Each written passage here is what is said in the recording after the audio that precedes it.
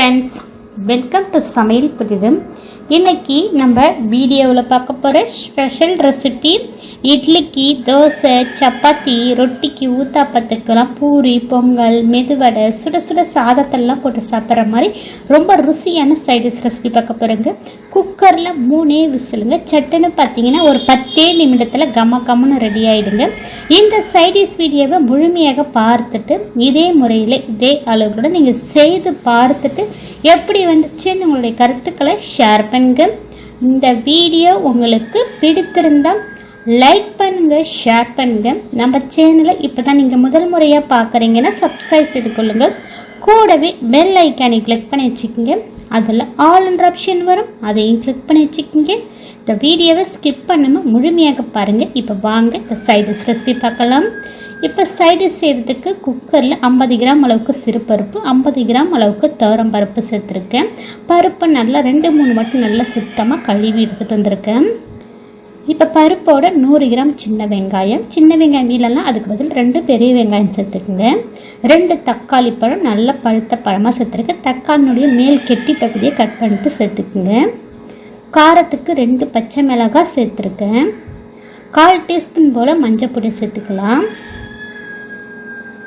இப்போ இது முழுகிற அளவுக்கு தண்ணி சேர்த்துக்கலாங்க. நீங்கள் கட்டி பெருங்காயம் சேர்க்குற மாதிரியான இந்த பருப்போட ஒரு சின்ன துண்டு கட்டி பெருங்காயம் சேர்த்துக்கோங்க. சுவை இன்னும் கூடுதலாக இருக்கும். சைடிஷு தூள் பெருங்காயம் சேர்க்குற மாதிரியா இருந்தால் இதுக்கு தாளிப்பு கொடுக்கும்போது நம்ம சேர்த்துக்கலாம். இப்போ குக்கர் மூடி போட்டு 3 விசில் விட்டுருக்குங்க. 3 விசில் விசில் கட் ஃபுல்லாக அடங்கினதுக்கப்புறம் மூடி ஓப்பன் பண்ணுற பருப்பு நல்லா குழைவாக வெந்துருச்சு. இது நல்லா மசிச்சு எடுத்துக்கலாங்க. இப்போ இதுக்கு ஒரு தாளிப்பு கொடுத்துக்கலாம். பருப்போட ஒரு 1.5 டம்ளர் அளவுக்கும் தண்ணியும் சேர்த்து வச்சுருக்கேன்.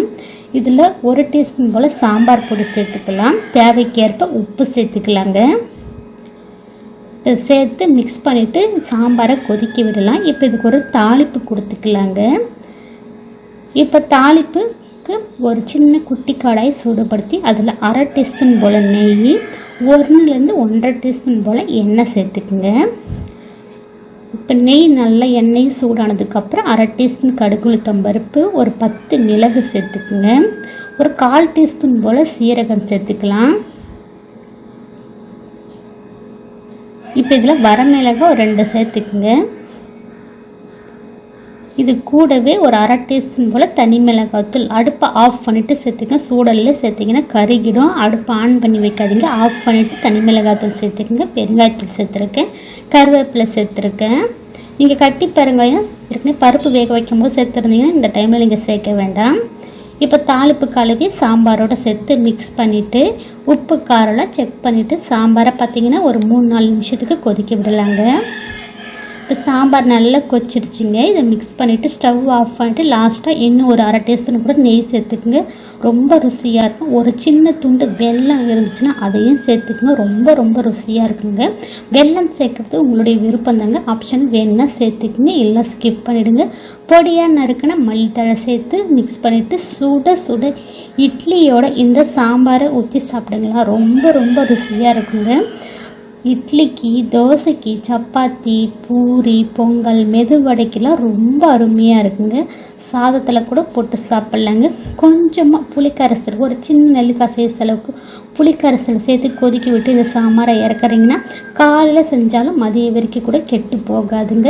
இந்த மாதிரி புளிக்கரைசல் சேர்க்காமல் செஞ்சீங்கன்னா நம்ம காலையில் செஞ்சோன்னா உடனே சாப்பிடணுங்க, சீக்கிரம் கெட்டு போய்கிடும். இதே முறையில் இதே அளவோட இந்த சாம்பார் ரெசிபி நீங்கள் ட்ரை பண்ணி பார்த்துட்டு உங்களுடைய கருத்துக்களை ஷேர் பண்ணுங்க. இந்த வீடியோவை ஸ்கிப் பண்ணாமல் முழுமையாக பார்த்ததுக்கு நன்றி. வணக்கம்.